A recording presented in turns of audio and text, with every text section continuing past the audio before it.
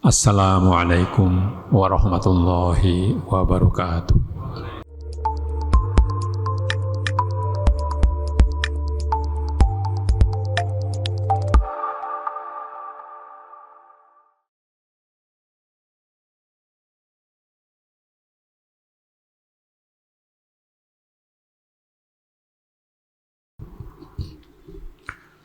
Alhamdulillah. Alhamdulillahilladzi hadana lidinil islami wa ja'alana muslimin. Asyhadu an la ilaha illallah wahdahu la syarikalah wa asyhadu anna Muhammadan abduhu wa rasuluh. Allahumma salli wa sallim ala nabiyyika wa rasulika sayyidina Muhammad wa ala alihi wa sahabatihi ajma'in. Amma ba'du fa ya ibadallah, usikum bittaqwallahi waj'aluha junnatan lakum min fitnatid dunya wa 'adzabil akhirati la'allakum tuflihun. Wadhkuru qawlahu ta'ala fi kitabihil karim, a'udzu billahi minasyaitonir rajim. Ahasiban nasu ayyutraku ayyaqulu amanna wa hum la yuftanun. Wa laqad fatanna alladhina min qablihim fala ya'lamanna alladhina sadaqu wa la ya'lamanna al-kadhibin. Shadaqallahul azim. Jamaah kaum muslimin yang berbahagia,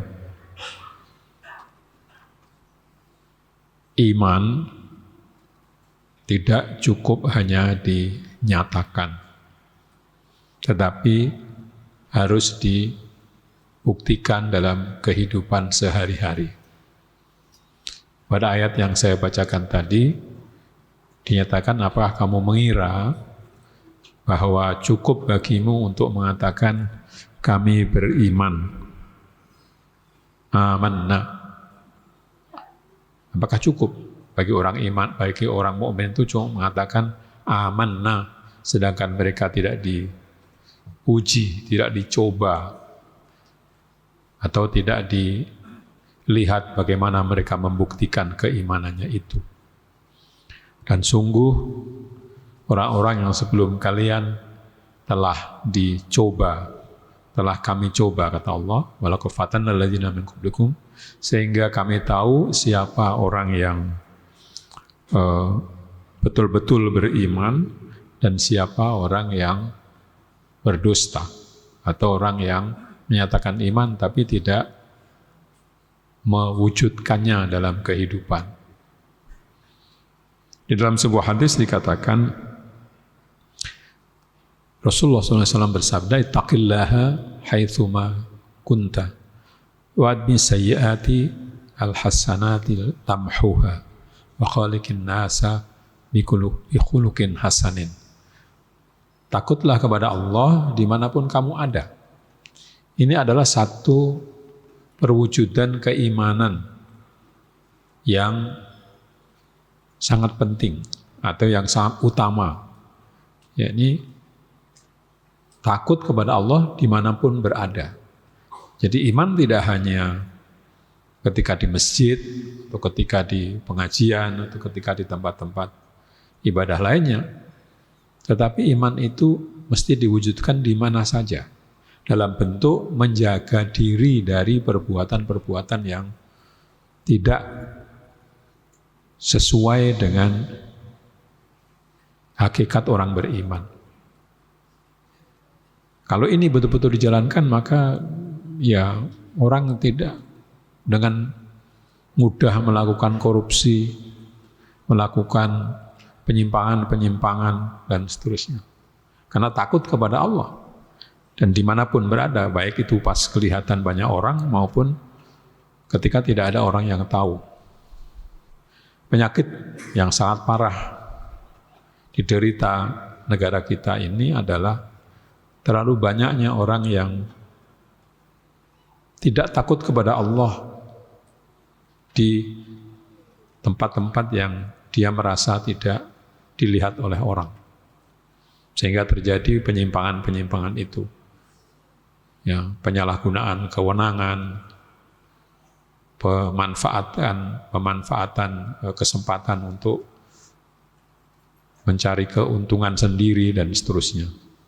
Itu sebenarnya tidak akan terjadi kalau orang betul-betul beriman dan mewujudkan iman itu di dalam semua perbuatan, semua keadaan, dan semua tempat di mana dia berada.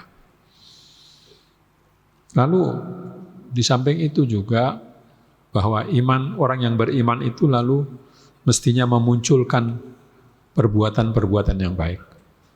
Sehingga dalam sebuah hadis yang lain dikatakan iman itu adalah bid'un wa sittuna syu'batan atau bid'un wa sab'una syu'batan.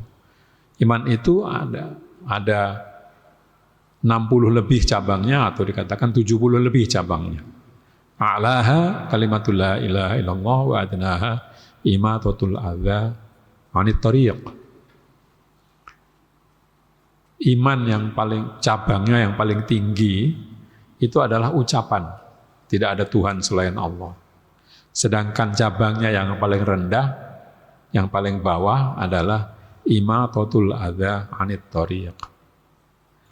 Bagaimana kita melihat perbandingan mana yang paling atas, mana yang paling bawah? Nah, menyatakan iman atau menyatakan tidak ada Tuhan selain Allah, itu dikatakan yang paling tinggi. Bukan paling tinggi derajatnya, ibarat pohon, ya itu ada di puncaknya. Pernyataan, kelihatan dari jauh. Tetapi nanti dalam kenyataan kehidupan, yang dirasakan orang lain itu adalah yang paling bawah. Cabang yang paling bawah yang bisa digapai oleh orang yang lewat. Maka itu wa adnaha imatatul adza minat thariq. Menyingkirkan hal-hal yang bisa mengganggu perjalanan. Ada batu disingkirkan, ada duri dibuang ke tempat yang tidak akan terinjak orang dan seterusnya. Itu imatatul adza minat thariq atau anit thariq. Nah, ini juga dalam kehidupan sehari-hari kita melihat banyak orang yang bukan membuat orang lewat enak, tapi kadang-kadang malah membuat sesama pemakai jalan itu kesulitan. Seperti misalnya orang belok tidak pakai sen, atau sennya ke kanan, beloknya ke kiri, atau lain sebagainya. Ugal-ugalan dalam menyalip dan seterusnya. Ini tanda orang itu tidak mewujudkan iman dalam seluruh kehidupannya. Ya tentu saja kita bisa lupa atau bisa terbawa emosi dan seterusnya. Tapi itu bisa diusahakan untuk terus dikurangi. Bagaimana kita hari ini misalnya 10 kali lupa untuk mewujudkan iman dalam tindakan kita, tapi besok harus kita kurangi menjadi 9, menjadi 8 dan seterusnya, sehingga nanti lupa mewujudkan iman dalam tindakan-tindakan kita itu menjadi makin sedikit. Nah, maka dengan demikian itu orang bisa dikatakan bahwa orang itu mewujudkan iman dalam kehidupannya. Yang lain yang juga disebutkan dalam hadis adalah bahwa min husni islamil mar'i, itu ada mengatakan imanil mar'i tarkuhu ma la ya'nihi. Termasuk salah satu hal yang bisa disebut sebagai tanda baiknya iman seseorang atau Islamnya seseorang, itu adalah bahwa dia meninggalkan hal-hal yang tidak menjadi urusannya, yang tidak menjadi tanggung jawabnya. Tarkuhu ma la ya'nihi, yang tidak berkaitan dengan dia, jangan ikuti. Ya, kalau itu urusan orang lain yang orang lain bisa mengerjakannya, kita tidak usah ikut-ikut. Nah, ini juga kita sekarang melihat dalam realitas kehidupan kita bahwa banyak orang yang ingin campur urusan orang lain atau mendikte orang lain dan seterusnya. Dalam kehidupan internasional seperti yang baru kita lihat kemarin, Amerika ingin mendikte Iran seperti sebelumnya mendikte Venezuela dan seterusnya. Mendikte orang lain. Ya. Apalagi kalau itu dilakukan untuk memperoleh keuntungan untuk diri sendiri dengan kerugian orang lain, itu jauh dari apa yang disebut iman. Di dalam kehidupan kita di sini juga begitu. Orang yang mesti ditugasi untuk ngurusi masalah A, ikut campur dalam masalah B, sehingga masalah A yang menjadi tanggung jawabnya itu tidak ditangani dengan baik. Dan seterusnya, mungkin karena ada kepentingan-kepentingan, karena ada tujuan material atau tujuan kepangkatan dan seterusnya yang akan dicapai dengan ikut campur itu. Ini yang tidak boleh jadi dilakukan oleh orang yang beriman. Kemudian di dalam satu ayat disebutkan bahwa kita ini dijadikan orang yang paling baik atau orang yang terpilih. Wa kadzalika ja'alnakum ummatan wasata, bangsa yang tengah, bangsa pilihan, itu agar menjadi saksi bagi orang lain. Nah, menjadi saksi bagi orang lain, dan wa yakuna rasulu 'alaikum syahida, dan agar Rasul menjadi saksi atas kalian. Saya memahami ini dengan mengatakan bahwa fungsi kita sebagai saksi bagi orang lain itu meniru fungsi Rasulullah menjadi saksi bagi para sahabatnya di sekelilingnya. Nah, apa yang dilakukan Rasulullah Sallallahu Alaihi Wasallam sebagai saksi bagi para sahabatnya, itu yang satu adalah mendidik mereka dengan pendidikan yang mengarah kepada kehidupan yang baik di dunia dan di akhirat. Lalu yang kedua, membawa mereka kepada jadi kalau mendidik tadi misalnya di Madinah pada waktu itu orang sangat tidak sopan di dalam pergaulan. Misalnya orang masuk ke rumah Nabi minta makan, itu disebutkan di dalam Al-Quran. Lalu Nabi mendidiknya dengan mengatakan kalau orang Islam, orang mukmin itu kalau dalam keadaan biasa tidak boleh masuk rumah Nabi kecuali diundang untuk makan dan seterusnya. Kalau bersuara jangan lebih keras dari suara Nabi dan seterusnya. Ini Nabi melakukan pendidikan seperti itu. Lalu yang kedua, mengarahkan kehidupan menjadi kehidupan yang diridhai oleh Allah, yaitu melakukan hanya hal-hal yang bisa dipertanggungjawabkan, yang tidak bisa dipertanggungjawabkan tidak dilakukan. Lalu yang ketiga, Rasulullah SAW selalu melindungi kaumnya, melindungi umatnya.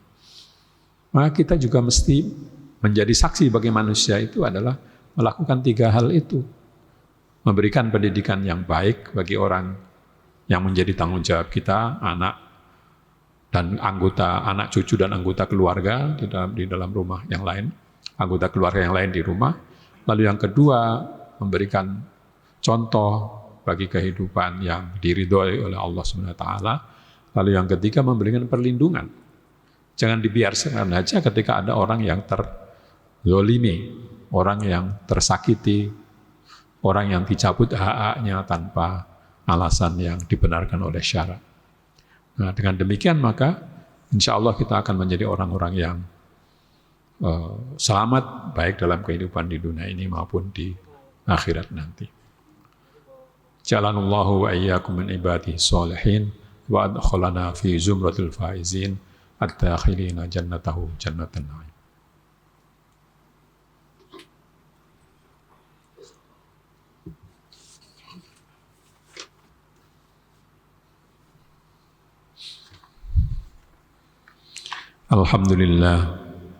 Alhamdulillahilladzi hadana lihadza wa ma kunna linahtadiya laula an hadanallah. Asyhadu an la ilaha illallah wahdahu la syarikalah wa asyhadu anna Muhammadan abduhu wa rasuluh. Allahumma salli wa sallim ala nabiyyika wa rasulika sayyidina Muhammad wa ala alihi wa sahabatihi ajma'in. Amma ba'du fa ibadallah ittaqullaha fis sirri wal 'alan la'allakum turhamun. Jamaah kaum muslimin yang berbahagia, marilah selanjutnya kita berdoa agar selalu mendapatkan bimbingan untuk menjalani kehidupan ini dengan sebaik-baiknya dari Allah Subhanahu wa taala dan selalu mendapatkan kekuatan untuk menjaga keimanan dan keislaman kita. Allahumma shalli wa sallim ala sayyidina Muhammad wa ala alihi wa sahbihi ajma'in. اللهم اغفر لجميع المسلمين والمسلمات والمؤمنين والمؤمنات ارفع لهم الدرجات وضعف لهم الحسنات وادخلنا وإياهم جنة دار السلام اللهم إنا نسألك من الخير كله عاجله وآجله وما علمنا منه وما لم نعلم ونعوذ بك